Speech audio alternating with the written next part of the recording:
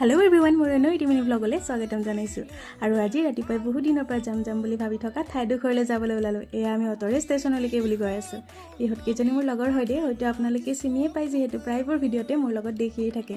আৰু এই আমি ষ্টেচন আহি পালো আৰু কিছু সময় ৰখাৰ পিছতে আমাৰ ট্ৰেইনো আহি পালে আৰু ইয়া ট্ৰেইনত উঠিছিলহে অকনমান সময়ৰ পিছত ইহতৰ টোপনি আহি গৈছিলে তাকে বোলো ময়ো ভিডিঅ ক্লিপ এটা ৰাখি থৈ দিও পিছে মোক গালিয়ে পাৰিলে ৰাইজ আৰু গোটেই ৰাস্তাটোৱে লেকচাৰ মাৰি মাৰি গৈ থাকিলো প্ৰায় 2-3 ঘণ্টা মান যোৱাৰ পিছত আমি আমাৰ ডেষ্টিনেশ্যন পাই গলো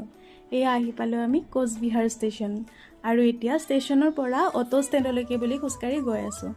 আৰু ইয়া আহি পালো অটো ষ্টেণ্ড আৰু ইয়াৰ পৰা অটোৰে আমি কোচবিহাৰ ৰাজবাৰীলৈকে গৈ আছিলো আমি আসলতে গোটেই কিজনী তাতেই আহিছিলো ৰাজবাৰী ফুৰিবলৈ মই কৰ কেসা লাগা মই लंबा लाइन लग रहे हैं आगे फाइनली पहली बार हमारा ट्रिप सक्सेसफुल हुई है डेस्टिनेशन पहुंच गए गाइस तार पिছত ইয়া টিকট লৈ ভিতৰলৈ বুলি সোমাই গলো ইয়াৰ পৰিবেশটো সঁচাই বৰ ধুনিয়া আৰু ইয়াত ভিতৰতে যেহেতু ফটো ভিডিও এলাউ নাই তো বাহিৰৰ দৃশ্যটো আপোনালোকক দেখাই দিছো আৰু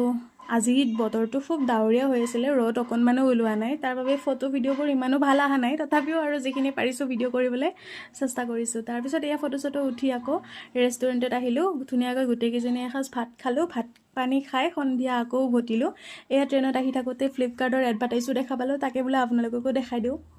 আৰু তাৰ পিছত ইয়া লুডু খেলি গোটেই ৰাস্তাটো মানে ধেমালি কৰি এনজয় কৰি আৰু আজিৰ দিনটো কটালো আৰু